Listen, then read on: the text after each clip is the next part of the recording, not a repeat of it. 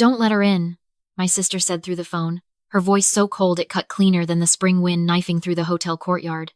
If Harper Kane is standing outside my wedding, that's where she belongs.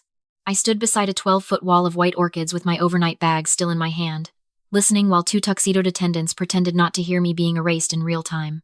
Then I looked at the velvet-draped gift table, slipped a slim black envelope between towers of crystal and gold, and walked away before my sister opened the only wedding present that could end her marriage before dessert. Before I tell you what was inside that envelope, tell me this in the comments. Would you still bless family that spent years pretending you were less than them? I was born in Chicago, but I grew up inside the kind of family that acted like geography could be curated. We lived in a limestone mansion in Winnetka with a lake view, 2 staircases, 3 fireplaces nobody used, and a dining room so formal it felt like a museum exhibit about rich people who hated each other politely. My father, Grant Kane, built Kane Hospitality into a regional empire of boutique hotels, private clubs, and event venues. My mother, Lydia Kane, managed charity boards the way generals move troops. My sister Sloane was 2 years older than me and carried herself like she'd been born under a chandelier. I was the extra chair at the table. Useful if needed, easy to fold away when I wasn't. People think favoritism in wealthy families looks dramatic. It usually doesn't. It looks like one daughter getting the custom violin while the other is told the school orchestra has loners. It looks like one daughter's debate trophies in the foyer and the other daughter's art awards in a hallway no guest ever sees. It looks like a mother saying, "Sloane is sensitive. Be patient with her. After Sloane ruins your birthday, steals your idea, or lies to your face with tears waiting on standby in case she needs them." I understood the rules before I had language for them. Sloane wanted. Therefore Sloane received. I adapted. Therefore I was ignored. The first time I realized invisibility could harden into identity, I was 11 years old and standing in the breakfast room in a dress my grandmother had mailed from Santa Fe. It was turquoise cotton, hand-embroidered at the hem, bright and a little too brave for a house that preferred cream. I loved it. My grandmother had included a note. Real color scares boring people. Wear it anyway. Love, Noni. I came downstairs smiling because it was the morning of the district middle school art showcase, and my piece had been chosen for the main display. My mother barely looked at me. Sloane, 14 and dramatic already, was crying because the clasp on her pearl bracelet had snapped before a pre-high school mixer. "Mom," I said, clutching my portfolio. "The showcase starts at 5. My mother was kneeling in front of Sloane with a jewelry repair kit. "I know. Will you and Dad be there?" "Harper, not now." "It's the final one," I said. "Mrs. Alden said they're announcing summer scholarships." My father entered, knotting his tie. "What's this?" "Sloane's bracelet broke," my mother said, as if reporting a medical emergency. He glanced at me, then at Sloane. "I'll call Martin at the jeweler." "What about the showcase?" I asked. My father frowned like I'd interrupted a board meeting. "Isn't it just student work hanging on walls?" My throat tightened. "Mine's in the center room." Sloane sniffed delicately. "I can't go to Briar's house like this." That was the decision. Not announced. Not debated. My father drove Sloane to the jeweler. My mother went with them. At 5:30, I stood in the school gym beside my charcoal cityscape, while other children took photos with their parents under strings of paper lights. When the scholarship winners were announced, I won first place. Everybody clapped. I scanned the room, still stupid enough to hope. Only one person had come. My grandmother Eleanor Kane sat in the back row wearing silver bangles and desert red lipstick, as if she'd ridden in from a different universe just to remind me one existed. She applauded like she meant it. Not politely, proudly. Afterward she hugged me so tight my ribs hurt. "They didn't come?" she asked. I shook my head. Her jaw hardened for half a second, then softened when she looked at me. "Good. Their loss sharpened your edge." That night she gave me my first real camera. Not expensive enough to belong to my father's world, but serious enough to matter. Black body, sturdy lens, weight that said this is not a toy. "You notice what everyone else edits out," she told me. "That's power, honey. Most people spend their whole lives trying not to be seen clearly. You were born with the opposite problem." She was right. I didn't become a photographer because it was glamorous. I became one because a lens gave structure to everything in our house that made no sense. Through framing, light, and timing, I could catch what people revealed when they thought they were controlling the room. My father's smile turning off between handshakes. My mother's panic every time money couldn't solve discomfort fast enough. Sloane's eyes flattening before she produced tears on cue. I learned composition, but I also learned truth. By 16, I was shooting editorial work for local magazines. By 19, I was attending RISD on scholarship, then transferring west for a documentary and visual media program in Seattle, because Chicago felt too close to home and not close enough to freedom. My parents called it a phase with equipment. My grandmother called it a career before I had the nerve to. When I graduated college with honors and a portfolio good enough to make 2 agencies court me, My family sent flowers. Not themselves. Flowers. White lilies. Generic card. Proud of you. Love, Mom and Dad. Sloan texted a selfie from Cabo with the caption, "Sorry, babe. Flights are insane." My grandmother flew in. She sat front row in a turquoise suit and whispered, "Show them what neglect accidentally built," before I walked across the stage. I laughed so hard I nearly ruined my makeup. After graduation, I built my company the hard way. No trust fund. No small family investment. No friendly rescue contract from my father's network.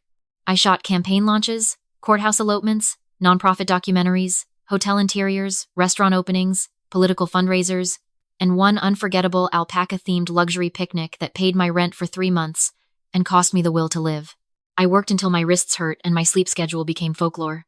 Then slowly, then suddenly, my company mattered. By 29, I owned Northline Studio, a high-end visual branding and event documentation firm with offices in Seattle and Los Angeles. We specialized in image architecture for clients who wanted elegance without looking staged, which, translated from rich people language, meant they wanted to look natural while spending 6 figures controlling every angle. We were good enough that the people who hired us pretended they had discovered us. We were booked months out. We'd been featured in Architectural Digest, Brides, and 2 glossy magazines my mother kept on her coffee table without once acknowledging I was in them. My family didn't know how much money I made. They never asked. They preferred the version of me they had authored when I was 17. Gifted but impractical, emotional, a little strange, not serious enough to matter. I let them keep that version. At first because correcting them felt exhausting. Later because I realized silence gave me something they never understood how to value: privacy. The only person who knew everything was my grandmother. By then, she had moved full-time to Santa Fe and lived in a low adobe house with blue window frames, old rugs, silver bowls, and stacks of books that leaned dangerously in every room. She loved New Mexico, hated fake sympathy, and believed expensive people were often the cheapest. Every Sunday she called me with gossip, questions, and one new insult for whichever society woman had annoyed her that week. When I was 30, she got sick. Not the kind of sick that announces itself dramatically. The quieter kind: weight loss, fatigue, tests, one specialist, then another. Then a diagnosis. Everybody in my family tried to dress up with euphemisms because money had taught them language could manage reality. It couldn't. Stage 4 pancreatic cancer didn't care about our family's instinct for polish. I flew to Santa Fe every other week and sometimes every week. I rearranged shoots, promoted my associate director, took red eyes, learned the routes between hospice pharmacies and grocery stores. My mother visited 3 times, my father twice, Sloan once, and only after my mother told her people were noticing. Sloan arrived in a linen set that looked expensive and deeply impractical for caregiving. She kissed the air beside Noni's cheek and spent most of the afternoon talking about her engagement ring upgrade. At that point, she was dating Bennett Rivington, son of a politically connected real estate family from Atlanta with enough old Southern money to make my mother euphoric. Sloan had been hunting marriage the way some people hunt beachfront property: strategically, publicly, and with mood boards. While Noni slept, Sloan stood in the kitchen slicing a peach she never ate and said, "I really hope she's organized her estate. Dad gets weird when things are sentimental and unclear." I looked up from rinsing teacups. "She's still alive." "So? That's when responsible people organize." "She already did, a long time ago." Sloan shrugged. "Good. Because the Silver Archive, the Southwestern Pieces, and the Mercer Diamonds need proper stewardship." I stared at her. "The what?" "Noni's collection," she said, like I was slow. "Mom says it's worth a fortune. And honestly, those desert pieces would photograph beautifully on me, vintage but directional." I laughed once. I couldn't help it. Her eyes narrowed. "What? You sound like you're cataloging a dead woman's closet while she's napping in the next room." She set the knife down too carefully. "You always do this." "Do what?" "Act morally superior because you perform struggle better than the rest of us." That sentence told me more than any confession could have. Sloan believed pain was a performance and worth was branding. No wonder she thought I was faking depth. She'd never met anybody whose interior life wasn't for sale. Noni died on a Tuesday morning in late September, while rain tapped softly against the adobe roof.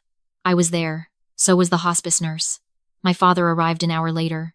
My mother 4 hours after that. Sloan missed her flight and came the next day wearing black silk and large sunglasses, though the sky was overcast. At the service, she cried beautifully. Half the room praised her composure. After the burial, the attorney told us the public reading of the will would happen privately the next morning. I almost skipped it. I thought I already knew how these things worked. My father would receive the house in Santa Fe, my mother some trust protections, Sloan the jewelry, maybe me a few personal effects chosen because they seemed artistic. I wasn't bitter. I was tired. Grief had blunted every sharp edge into weight. The attorney, Miriam Holt, received us in a small office with bookshelves, not leather prestige. She was in her 60s, silver-haired, clear-eyed, and unimpressed by my parents' surname. I liked her immediately. The standard matters came first. Charitable bequests, the Santa Fe properties transfer to a conservation trust with use conditions, investment allocations, art donations. Then Miriam removed a second folder from her desk and looked directly at me. "There is an addendum," she said, "to be delivered only in Miss Harper Kane's presence." My mother straightened. Sloane's head snapped toward me. Miriam slid the folder across the desk. "Your grandmother was very specific."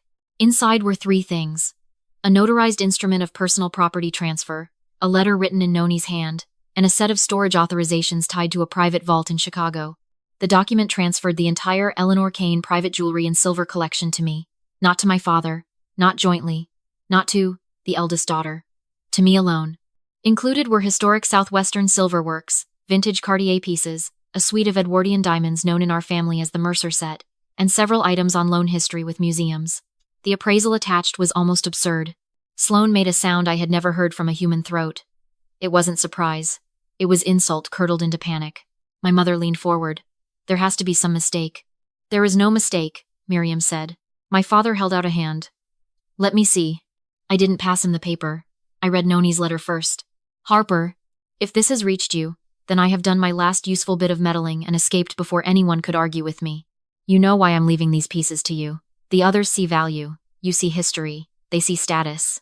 You see hands, years, losses, women surviving in metal and stone. I watched Sloane try on my things as if mirrors were altars. I watched you ask where they came from and who wore them when the world was younger and harsher.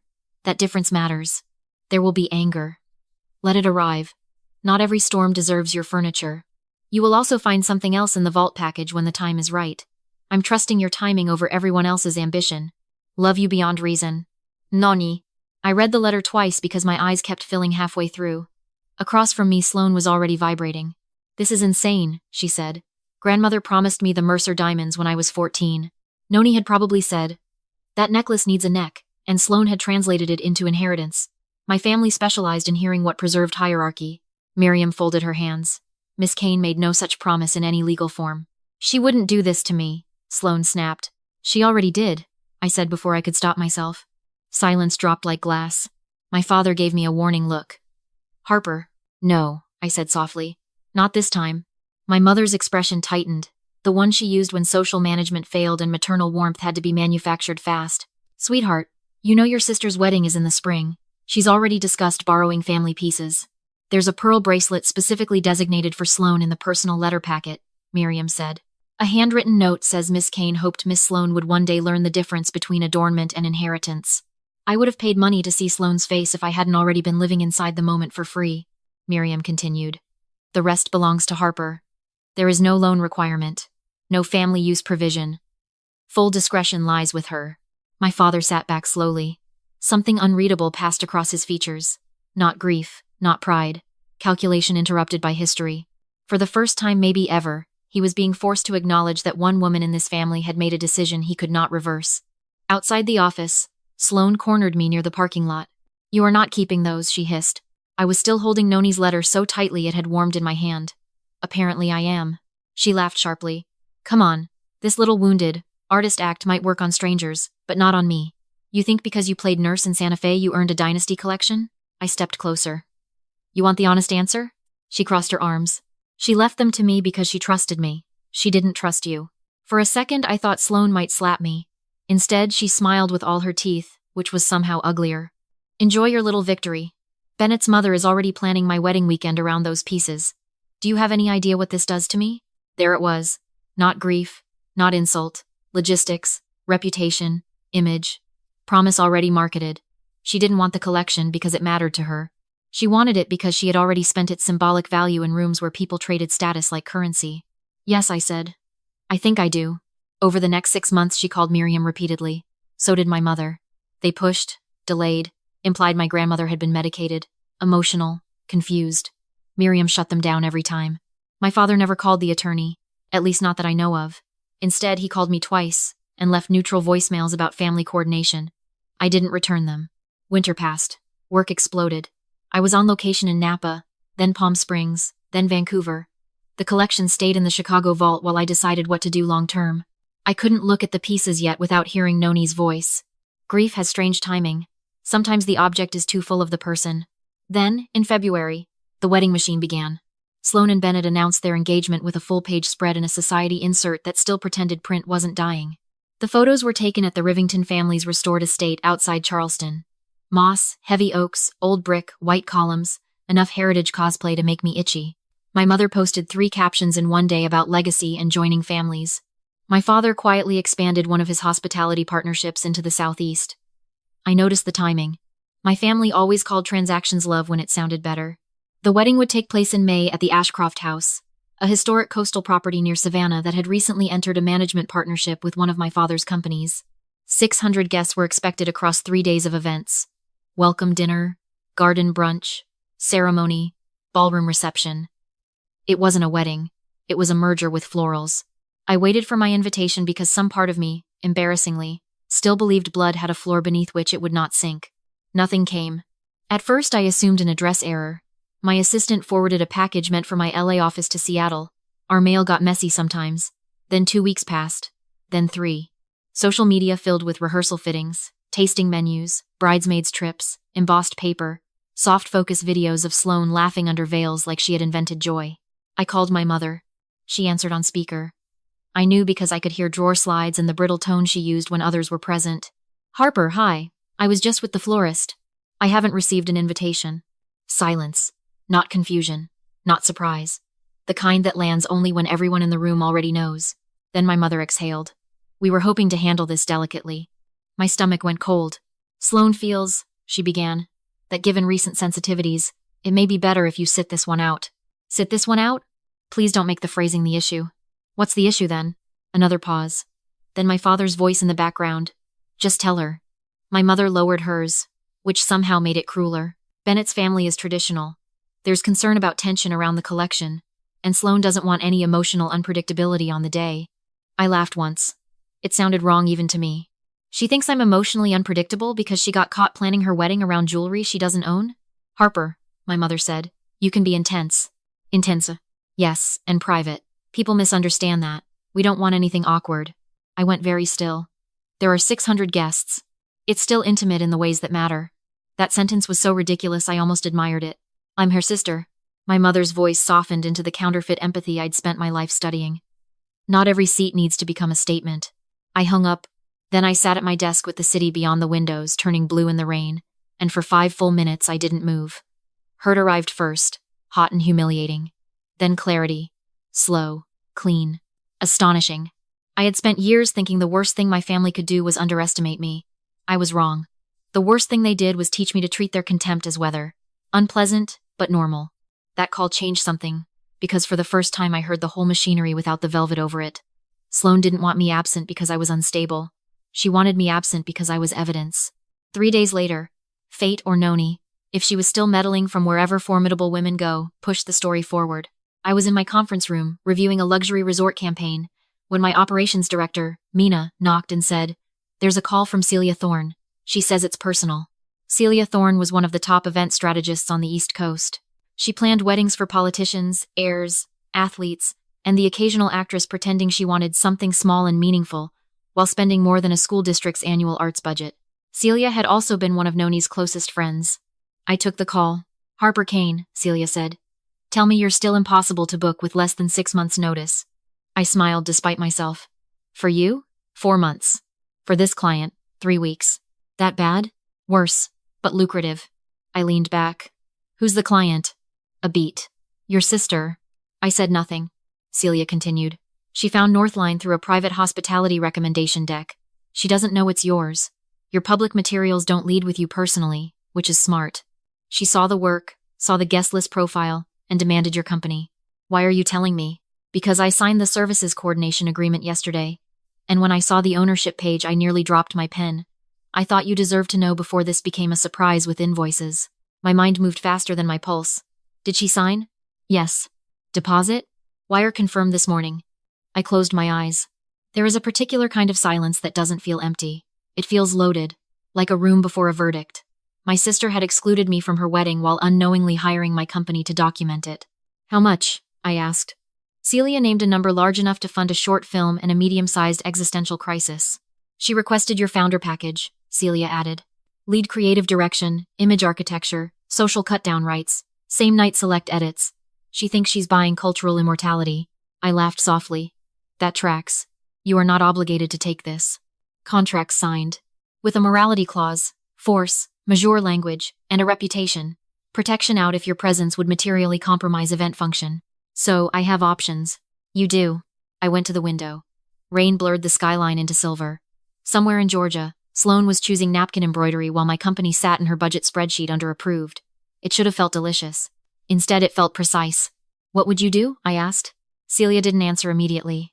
I think Eleanor would tell you not to waste a perfect stage if truth has already rented the lighting. That was such a Noni-adjacent sentence I nearly cried. I'm not going there to cause a scene, I said. I know. I won't sabotage the work. I know. I looked at my reflection in the glass. Keep the contract active. Celia inhaled once, satisfied. I thought you'd say that. There was more. 2 weeks before the wedding, one of my field producers returned from a planning walkthrough and casually mentioned that the bride had asked where the heirloom reveal sequence would happen during reception. He assumed it meant some sentimental slideshow. It didn't. By the time details filtered back through Celia and vendor chatter, I understood Sloane's plan. During the reception, she intended to debut the Kane Legacy jewels in a staged post-dinner presentation tied to family history and future daughters. She had already promised Bennett's mother, Adelaide Rivington, that the Mercer diamonds and several archive pieces would be displayed during the rehearsal brunch and worn after the first dance. A custom glass case had been built. A speech draft existed. The collection had become part of the wedding's prestige narrative. She was still lying. Not privately, publicly, strategically, in front of families whose respect she considered oxygen. That same week, I received the second packet Noni had hinted at. The bank manager called about a sealed document stored with the collection authorizations and said the release condition had matured after probate finalization. I flew to Chicago myself. Inside the packet was a certified provenance binder, museum-grade appraisal summaries, my transfer documentation, and one additional letter from Noni. Harper? I considered telling Sloane myself, but she only hears correction when an audience has already gone quiet. You know that. If she builds a life on theft, let the structure collapse where she can feel the floor leave. Do not confuse truth with cruelty. One reveals, the other enjoys. You don't need revenge from these people. You need proportion. Also, there is a second copy of the transfer certificate in this binder. Keep one.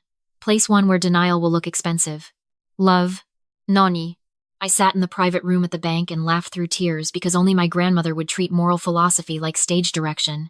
Place one where denial will look expensive. By then, the shape of everything was obvious. Sloane had spent months erasing me from the family narrative so thoroughly that she felt safe using my silence as raw material. She told Bennett Circle I was unstable, unreliable, estranged by choice. She told them she alone had cared for Noni. She told them the collection was hers. She told them she came from a family united enough to be envied. All of those lies depended on one thing: me staying home. So I made a decision, not impulsively, calmly. I would go. Not as a guest, not as a sister begging entry, and not as an artist staging revenge. I would deliver the truth in a form Sloane could not spin, my parents could not privately smooth over, and Bennett's family could not dismiss as sibling drama. I had Northline fulfill the contract professionally and impeccably. I assigned my senior team to cover the wedding under Mina's lead. I removed my own attendance from the official staffing notes. If the bride asked, she would be told the founder rarely covered events personally. Which was true. It also ensured no one would expect me. Then I prepared one slim black envelope. Inside I placed a certified copy of the transfer instrument, the appraisal summary cover sheet, a copy of Noni's letter explaining why the collection belonged to me, and a one-page memorandum from Miriam Holt, confirming that any public representation of ownership by another party was false. At the bottom, after hesitating longer than I expected, I added a glossy 5x7 print of Noni and me in Santa Fe, both of us laughing with our heads thrown back, her silver cuffs on the table between us. On the back I wrote, "She saw us clearly. Did you?" I didn't sleep much the night before I flew. In the morning, Seattle was gray and drizzling. I packed light: a black dress, nude heels, one blazer, charger, toothbrush, envelope. On the plane, I watched cloud after cloud and thought about all the times I had made myself smaller to preserve peace for people who never preserved mine. By the time we landed in Savannah, my hurt had changed temperature. It was no longer pleading. It was resolved. The Ashcroft house looked like Southern Wealth had hired a cinematographer. The driveway curved through live oaks draped in Spanish moss toward a pale historic manor washed in honey light. White peonies rose from stone urns. Valets moved like synchronized thoughts. Inside, the lobby smelled faintly of gardenia and money. My company's trucks were already out back. Mina texted that coverage was smooth, the schedule on time, the bride difficult but predictable. I checked into a small inn, 20 minutes away under my middle name, rested for an hour, changed into the black dress, and drove back just before the ceremony. Guests in soft pastels and tuxedos drifted toward the main entrance carrying welcome cocktail warmth in their voices. I walked up the front steps with the envelope in my bag, and no invitation on purpose. I wanted the exclusion to happen in the open. Some truths need witnesses before they become undeniable. At the host stand near the ballroom foyer, a young man with an earpiece smiled. "Welcome to the Rivington Kane celebration. Name, please?" "Harper Kane." His finger ran down the tablet. Stopped. Began again. Then he glanced at the woman beside him. She checked a printed list. Slower. "I'm sorry," she said, and I heard the shift in her tone before the words arrived. "I'm not seeing you here. I'm the bride's sister." More checking. More discomfort. No seat assignment is listed under that name. I almost admired Sloane's thoroughness. She hadn't simply removed me from the guest list. She had erased the possibility of clerical mercy. "Would you like me to call the family coordinator?" the woman asked gently. "No," I said. "I'll call the bride." Sloane answered on the fourth ring, and I could hear ceremony music swelling faintly behind her. "What?" "I'm at Ashcroft House," I said. "Your staff says I'm not on the list." A pause. Then a laugh that sounded rehearsed even though I knew it wasn't. "Because you aren't. I'm your sister. Biologically, sure. Socially? Tonight, no." My grip tightened around the phone. "You really flew here?" she asked. "Harper, that's embarrassing." "For who?" "For you," she said. "Obviously." Bennett's family asked for a clean event. I agreed. A clean event. The attendants were staring determinedly at anywhere but my face. "I brought you something," I said. "If it's another guilt performance, keep it." "It's a wedding gift." She scoffed. "From what, your feelings?" Even then, she couldn't imagine I had anything materially dangerous to offer. That was the fatal flaw in how she saw me. She understood jealousy, ambition, spectacle, punishment. She did not understand patience backed by paperwork. "Can I leave it at the gift table?" "Whatever. Just don't start anything." "And Harper?" "Yes?" "Please don't make me regret not getting security involved." Then she hung up. The woman at the stand looked stricken. "Ma'am." "It's fine," I said. It wasn't. But I was beyond needing strangers to rescue me from family. I walked through the outer foyer under a canopy of floral installations that probably cost more than my first car. Beyond the open ballroom doors, I could see candlelight, mirrored bars, a ceiling washed in gold, and tables arranged with the kind of precision that makes people whisper even before the bride enters. 600 guests, a string ensemble. Men whose watches could pay tuition. Women whose dresses moved like permissions. At the far side stood the gift display, lacquered tables beneath suspended white roses, already overflowing with ribboned boxes, envelopes, monogrammed silver, crystal towers. Excess dressed as affection. I set my black envelope near the front where it would be easy to notice later, tucked a card beneath it, and wrote only, "Sloane. Open this yourself. Harper." A voice stopped me as I turned. "Miss?" I looked back. An older black woman in an impeccable navy suit stood a few feet away holding a headset in one hand. She had the calm authority of somebody who had managed disasters richer people caused. I recognized her from planning emails. "Odessa Price, Ashcroft's events director. You're the sister, aren't you?" she asked quietly. I nodded. Her gaze moved to the envelope, then back to me. "You all right?" It should have been a simple question. It landed like mercy. "No," I said, because she deserved the truth. "But I will be." Odessa held my eyes for one more second. "Then leave before they mistake your restraint for weakness." I almost smiled. "You sound like my grandmother. That means she had taste." Odessa glanced toward the ballroom. "Go on. This room doesn't deserve the scene they're trying to write for you." I walked out into the warm Georgia evening with my pulse steadying, as if my body already knew the hardest part was over. In the parking lot, I sat in my rental car for a full minute, breathing. Then I drove away. At the inn, I changed into pajamas, ordered room service fries I barely touched, and opened my laptop. Mina had uploaded live check-ins from the photo team. Ceremony complete, portrait stunning, bride satisfied, reception in turn. Professional, beautiful, flawless. My company would deliver exactly what had been promised. I would not contaminate my work with personal debris. That mattered to me more than my family would ever understand. At 8:47 p.m., My phone buzzed with a message from Celia. She got the envelope. They're moving into dinner.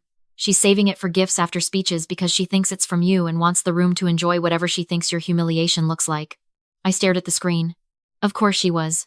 Public cruelty was only fun for Sloane if it could be framed as elegance. She probably imagined some handmade sibling trinket, some earnest letter she could smile through while privately dying of contempt. She had no idea what waiting with her place card on it. I texted back.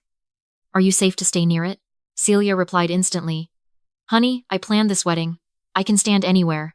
Then, also Bennett's mother has asked twice where the family jewels display is. I set the phone down and finally ate one fry. It tasted like adrenaline and salt. What happened in that ballroom reached me first in fragments. At 9:31, Mina texted, Is there something I should know? Bride just went pale at gift table.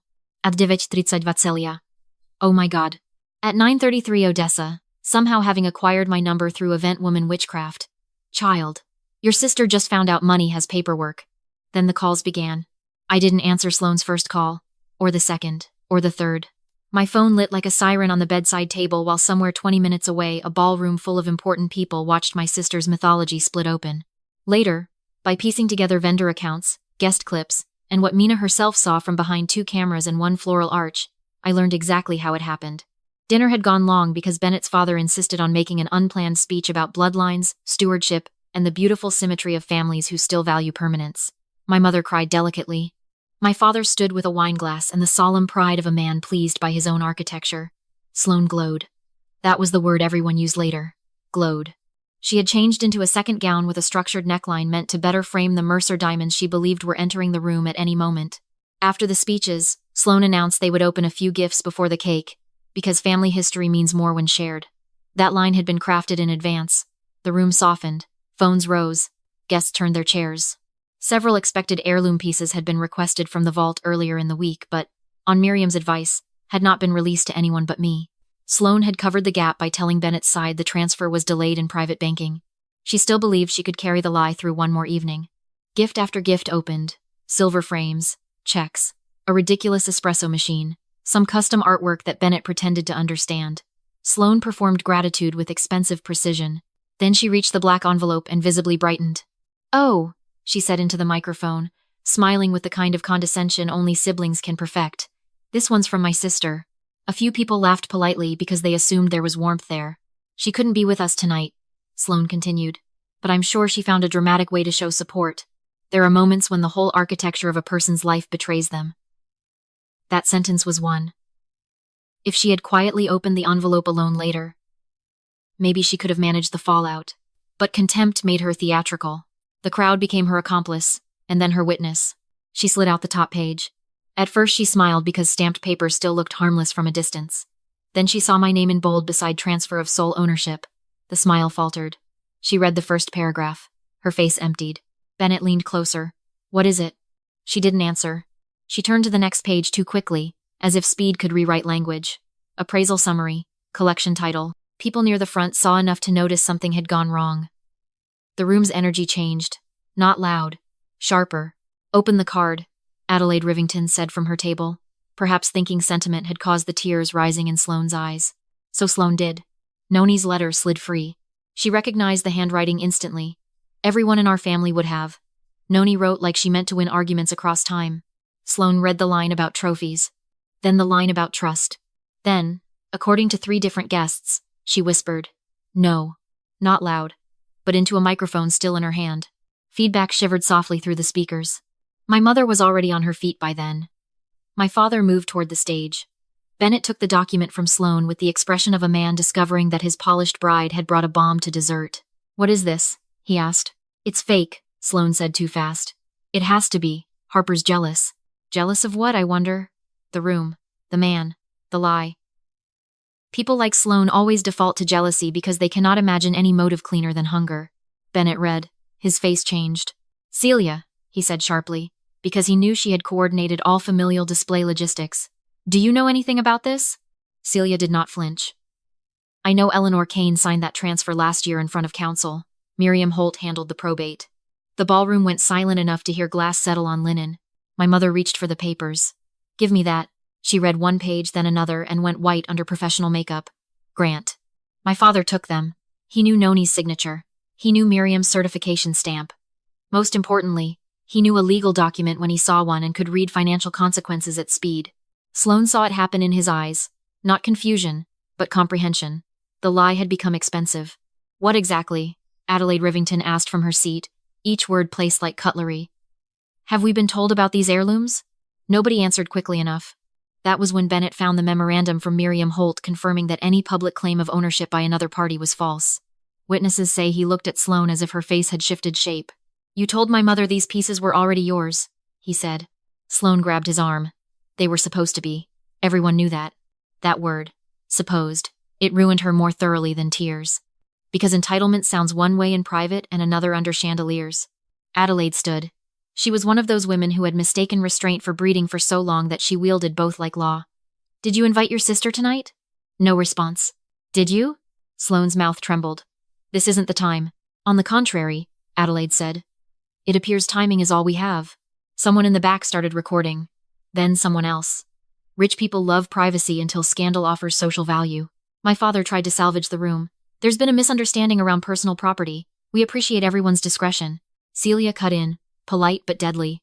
With respect, Grant, there is no misunderstanding. There is an ownership record and months of inaccurate representation. Bennett looked from my father to my mother to Sloane. Did Harper know she wasn't invited?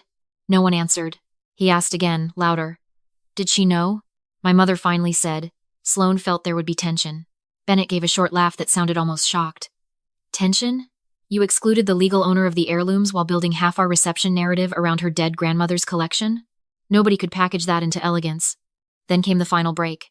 At Adelaide's request or command. With women like her, those are the same thing the staff rolled in the custom glass display case Sloane had ordered for the jewels that never arrived. Empty. Spotlit. Waiting. The whole room saw it. An empty case tells the truth faster than any speech. Odessa later said you could feel 600 people re-evaluating the family in real time. Not because the money changed, but because the hierarchy did. I was no longer the unstable absent sister from Sloane's version of events.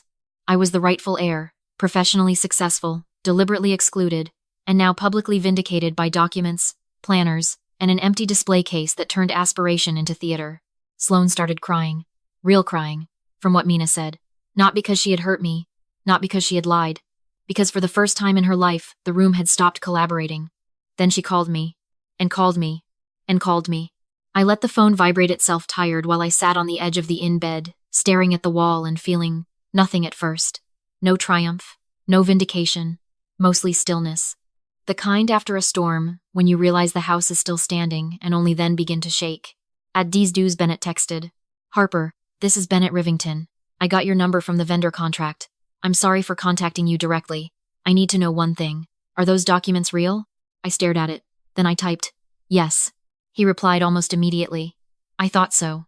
A minute later, Sloane told me you were estranged because you were unstable and resentful. She said your grandmother had to set legal boundaries with you. I read that twice. Each lie was so precise it was almost intimate. Sloane hadn't merely erased me. She had replaced me with a version that protected her. I wrote, none of that is true. He sent, I believe that now. Then, I'm sorry. That apology undid me more than I expected. Not because I needed it from him specifically, but because it was the first time anyone from her world had admitted the obvious without asking me to soften it for family comfort. At 10:26, my mother texted, answer your phone right now. This has gone too far. At 10:27, my father, we need to discuss your choices tonight.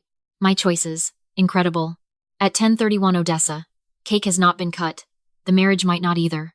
At 10:35, Celia, reception imploding gracefully, which is to say, not gracefully at all.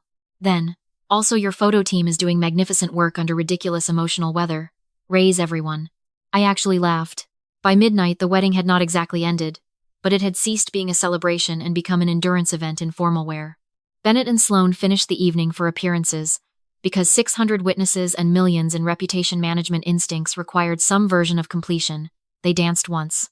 They cut the cake. They smiled in fragments. Guests left early. Tables buzzed. Phones glowed under linen. My team captured everything they were contracted to capture, and nothing they ethically shouldn't. We were artists, not scavengers. Still, no company in America could fully control what 600 invited people chose to film. I flew back to Seattle at sunrise. In the airport lounge, my phone showed 83 missed calls. 40 from Sloane, 21 from my mother, 11 from my father, 6 from unknown Georgia numbers, 3 from reporters somehow already circling, 1 from an assistant I hadn't spoken to in years, and 1 from Bennett that he did not repeat. I turned the device face down and boarded. On the plane I expected to crash into sleep. Instead, my mind played old scenes beside new ones like split-screen punishment. Sloan ruining my 10th grade portfolio review because my mother insisted I drive her to a fitting first. My father dismissing photography as decorative labor. My mother saying, "You're easier, Harper. Please don't make me manage both of you." Noni holding my hand while morphine softened the corners of her speech and whispering, "Do not let people turn your quiet into a cupboard for their mess." I cried in seat 3A somewhere over Texas with my sunglasses on and a stranger beside me pretending not to notice. There was grief in it, but also release. Truth had finally reached scale. By the time I landed, the first video had already hit TikTok. Jules, my social media coordinator, met me at baggage claim with the expression of someone approaching either a celebrity or a small fire. "You need to see this," she said. I didn't. But I did. The clip was 42 seconds long, shot from a table near the dance floor. It captured Sloan smiling into a microphone saying, "This one's from my sister," then reading, freezing, and whispering, "No." The camera shook as murmurs spread. Someone zoomed in on the document header. Then the video cut to Adelaide asking, "Did you invite your sister tonight?" Which, in another life, could have been funny. By noon, the clip had 3.2 million views. The captions were vicious, delighted, moralistic, hungry. The internet loves a rich person collapse if paperwork and betrayal are involved. Bride excludes sister, gets exposed at own wedding, when the quiet sibling is actually the heir. Never build your flex on assets that have another woman's name on them. People dug fast. They found Northline Studio, magazine features, my speaking panel from a creative conference, old interviews, enough public material to construct a new narrative. Not all of it accurate, but the basics were true.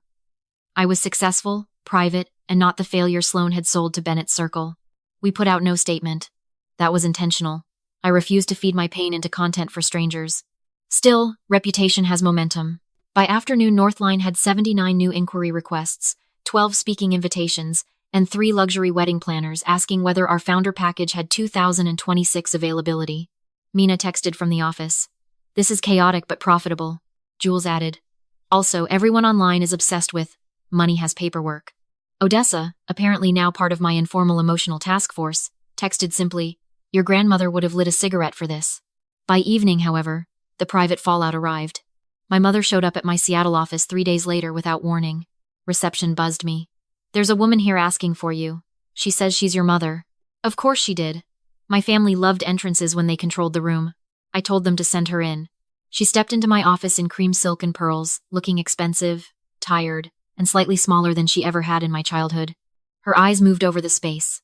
Floor-to-ceiling windows, framed campaign images, shelves of art books, awards, a wall-sized print from one of our documentary series, the team photos, the quiet evidence of a life built without them. "This is all yours?" she asked. "Yes. You never told us." I sat behind my desk. "You never asked."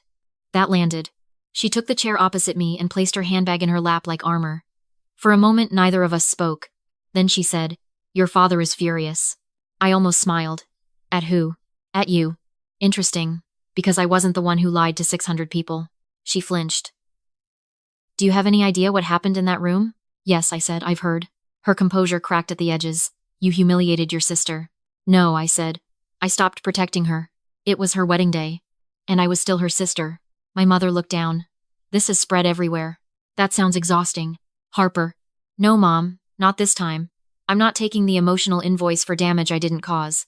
She inhaled, held it, let it go. She's shattered. I looked at her carefully. Was I supposed to stay invisible so she could feel whole? My mother's eyes filled. Real tears, not event tears. For one disorienting second, she looked less like the woman who managed rooms and more like somebody suddenly trapped inside all the choices she'd called practical. "She says you planned this." "I did," I said. There was no point lying. I planned to give her the truth in a form she couldn't privately bury. That's different. My mother blinked. She probably expected denial. Maybe apologies dressed as nuance. Instead, I gave her clarity, which my family always found rude. "You could have called us." "I did. About the invitation." "That isn't what I mean." "I know." Silence spread between us. Then my mother looked around the office again. Really looked this time. At the assistants moving efficiently outside the glass walls. At a cover image from an international hospitality campaign with my name in the credits. At the line of awards she had never celebrated. At the portrait of Noni on my credenza. laughing into desert light. I told people you were doing freelance, she said quietly. I let that sit. Her voice thinned. I don't know what I thought. That if it was something major we would know. You would know if you were interested. She shut her eyes. When she opened them, something had changed, not fixed, not healed, just stripped. We failed you. The sentence hung there. Heavy, late, true. I didn't rush to comfort her. That was new for both of us. We favored Sloane because she demanded, she said. You adapted. I kept telling myself that meant you were stronger. It meant I learned not to expect you. She nodded once and cried harder. I sat still because some grief doesn't need tissues offered by the person you finally wronged aloud. It needs witness. After a while, she wiped her face and said, Bennett left the honeymoon suite. I leaned back. Did he? He's staying at another property. Adelaide is livid. There are questions about what else Sloane exaggerated. His family hates public embarrassment more than almost anything. Then this has been a difficult week for them. My mother laughed unexpectedly through tears. A small broken sound. Then she told me what happened after I left. Bennett had demanded the full truth from Sloane in a private room off the ballroom. My father had tried to frame it as an inheritance misunderstanding. Adelaide had asked whether they had excluded me because they feared I would correct the story publicly. Nobody answered fast enough, which is answer enough for smart people. By morning, Bennett had postponed the honeymoon. By the next evening, he had moved into one of his family's Savannah properties, temporarily. Sloane insisted they were merely taking space. Adelaide told my mother, in a tone frosted enough to preserve meat, that marriages do not begin well on counterfeit lineage narratives. Dad thinks if you had just signed a temporary loan agreement for the jewels, none of this would have happened, my mother said finally. I laughed for real then. That's extraordinary. He says family assets should support family image. No, I said. He says women's inheritances should support the stories men are comfortable telling. My mother stared at me. I'm not sure she had ever heard me speak about our family with that level of clean precision. Something like shame crossed her face. You sound like your grandmother, she whispered. Good. When she stood to leave, she hesitated by Noni's photo. She warned me, my mother said without looking at me. More than once. She said we were teaching one daughter entitlement and the other daughter exile. I said nothing. She told me you would disappear one day, and by the time I noticed, you'd be gone somewhere I couldn't follow. Now I looked at her. I think, she said, voice breaking again. That day already happened. That was the first apology. Not polished, not sufficient, but real enough to bruise. After she left, I stood by the windows for a long time, while the city darkened and office lights blinked on in other buildings. I didn't feel victorious. I felt like someone had finally set down a box she'd been carrying so long her arms forgot where her body ended. My father wrote instead of calling. 3 pages. Handwritten. Stiff at first, then stranger. He apologized for dismissing my work, for measuring value too narrowly, for allowing family convenience to outweigh fairness. He never used the word love until page 3. Even then it looked like a language he had learned late. He asked to meet. I did not answer immediately. Sloane called a week later. I almost let it go to voicemail. Then curiosity won. When I answered, all I heard at first was breathing. Then, so you finally got what you wanted. That was very like her. Even stripped of audience, she still needed a villain. What did I want? I asked. To ruin me. No, I said. I wanted you to stop lying about me. She exhaled shakily. Bennett barely looks at me. That sounds like a marriage problem, not a sister problem. You don't get to act innocent. I'm not acting. I sent documents. You knew what would happen if I opened them there. Yes. Her breath caught. So admit it. I'll admit this. You made me a ghost in your life because the truth threatened your version of yourself. Then you built a wedding scene around property that wasn't yours and called me unstable to make sure no one asked questions. I did not do that, Sloane. You did. Silence. Then quieter. Grandma loved me too. I closed my eyes. I know, I said. That's the tragedy. She started crying, which somehow frightened me more than her anger. Underneath everything, beneath all the posturing, she was still the girl who had been taught that love was proven by preferential treatment. She never learned another grammar. She left me a bracelet, Sloane said bitterly. A simple pearl bracelet. Like a lesson. Yes. I hate that. I know. More silence. Then she said, I don't know who I am if I'm not. She stopped. The favorite? I offered. She gave a broken laugh. You really hate me. No, I said, and meant it, which surprised even me. I hate what we were taught to become around each other. She didn't apologize. Not then, but she also didn't insult me again. For Sloane, that was almost an emotional bloodletting. In the weeks that followed, the public storm slowly lost altitude. Another scandal replaced ours. A mayor said something stupid. An actor got divorced. The internet moved on like it always does. But private rearrangements continued. Bennett postponed the legal filing of their marriage certificate for review of Administrative Matters, which is wealthy, American for panic in good shoes. Because their ceremony was symbolic before final state submission, Celia later explained this to me with relish. They had a narrow window in which not everything was irreversible. Sloane kept insisting they were working through it. Adelaide began introducing her as Bennett's wife, pending weather.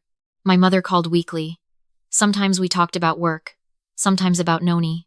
Once she asked what aperture I preferred for indoor portraits because she had been reading one of my interviews and wanted to understand it.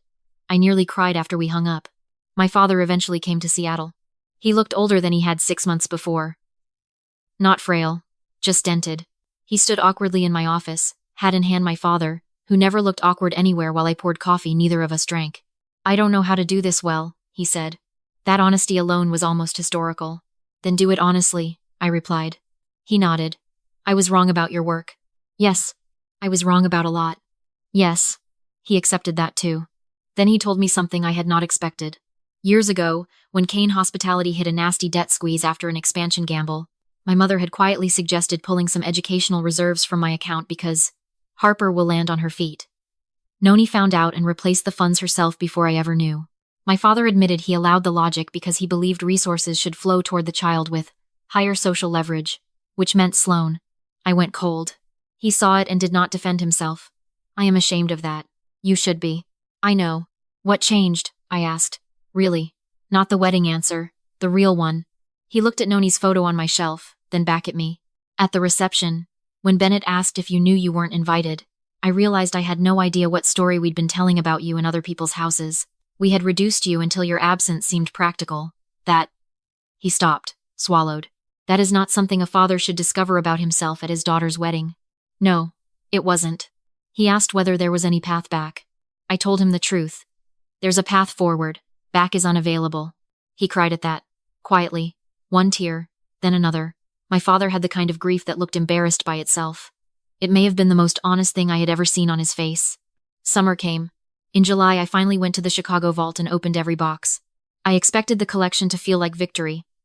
It felt like Noni. Silver cuffs warm from memory. A squash blossom necklace she wore with white shirts and mischief. The Mercer diamonds colder than I imagined, precise, nearly severe. A sapphire ring with tiny chips in the underside of the band from being worn by a woman who actually lived.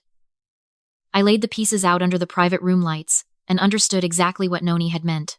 These weren't trophies. They were stories condensed into objects. Women surviving, women choosing, women enduring men, weather, eras, expectations. I cried again, but not from pain this time, from continuity. I made my decision that afternoon.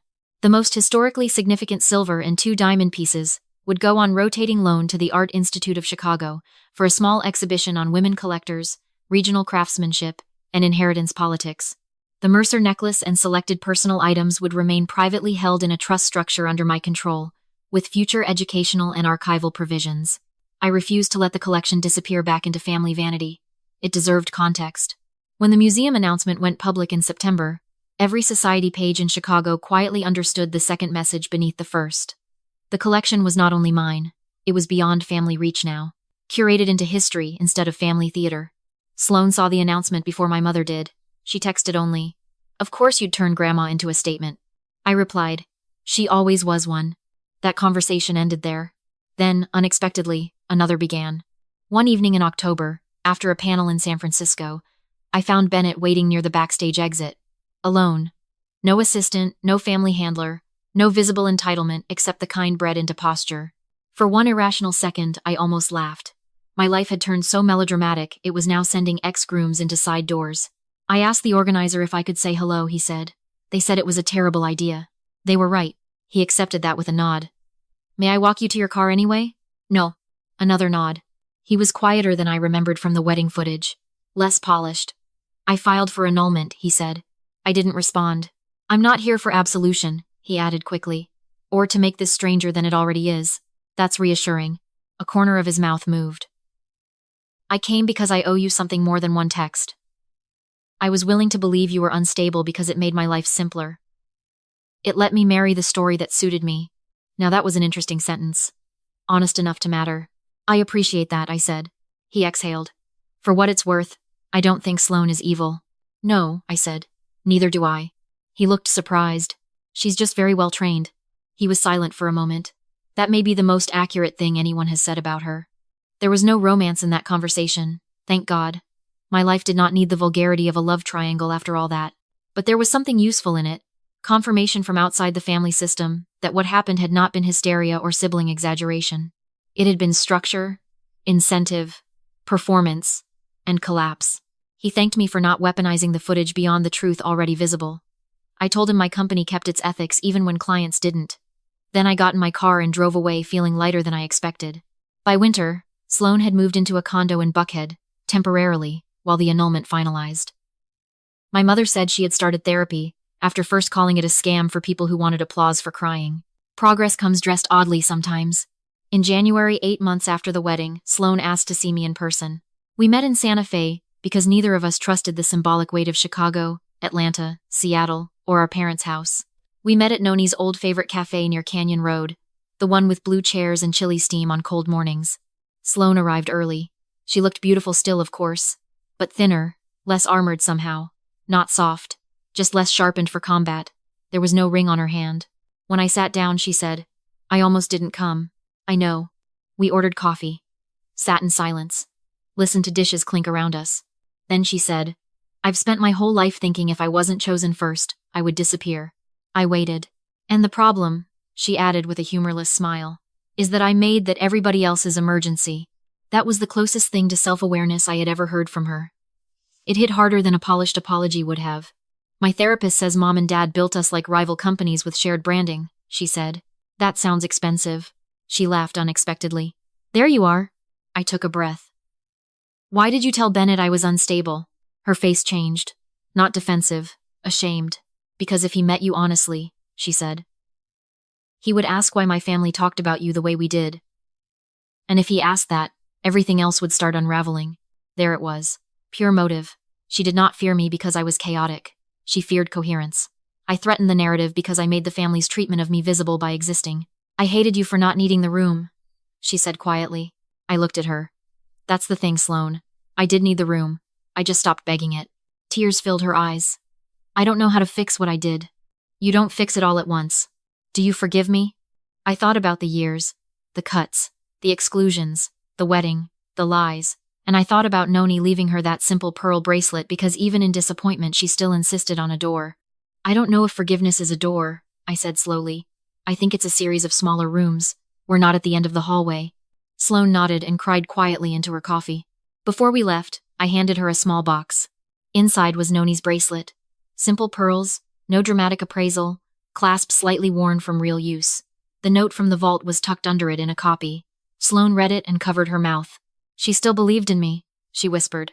Yes, I said. Don't waste that. That day didn't erase anything. It didn't make us close. But it changed the axis. For the first time in our lives, neither of us was performing for our parents. Now, if you want the blunt truth after everything, here it is. What destroyed Sloane's wedding was not my envelope. It was the architecture she built out of borrowed importance. My envelope only removed the scaffolding. Families like mine survive on edited stories. Who is impressive? Who is difficult? Who is worthy of investment? Who must stay grateful for scraps dressed as peace? The most dangerous thing I ever did was stop cooperating with the edit. That doesn't mean every ending becomes beautiful. Mine didn't. It became honest first. Beauty came later in smaller forms. My mother learning how to ask questions and wait for answers. My father admitting damage without hiding behind provision. My sister sitting across from me with no audience. My grandmother's collection entering history on its own terms. My own name spoken in rooms where I once would have been introduced as Sloane's artistic sister and nothing more. For years I believed being ignored meant I was minor. But being ignored by people invested in hierarchy does not make you small. Sometimes it means your existence is inconvenient to a system built on imbalance. Sometimes it means your quiet was being used as storage for other people's comfort. Sometimes it means you were never the problem. You were the witness. I used to think strength looked like endurance. Keeping peace. Understanding more. Asking for less. Smiling through omission so everyone else could keep dinner graceful. That is not strength. That is training. Real strength is letting truth cost what it costs. Real strength is refusing to perform your own diminishment so the family portrait stays symmetrical. If you're listening to this and you've spent years being cast as the difficult one, the emotional one, the private one, the one who doesn't need much, pay attention to who benefits from that script. Pay attention to the rooms where your absence is called peace and your clarity is called cruelty. Then ask yourself the question that changed my life. What happens if I stop helping them misdescribe me? My grandmother once told me not every storm deserves my furniture. I didn't understand it when I was younger. I do now. Some people will bring weather to your door every season if you keep offering them shelter from consequences. Boundaries are not punishments. They are architecture. They decide what gets built inside your life, and what has to stay outside banging in the wind. The wedding video still drifts back onto my screen sometimes when strangers rediscover it and declare me iconic, savage, cold, legendary. They're wrong, mostly. I wasn't any of those things that night. I was done. There's a difference. Revenge wants spectacle. Being done wants oxygen. And maybe that's the strongest payoff in all of this. I did not need my family to collapse for me to stand up. I only needed to stop kneeling. If this story hit you somewhere real, tell me where you're watching from and what part stayed with you most, and follow for more stories that don't look away when the truth gets expensive.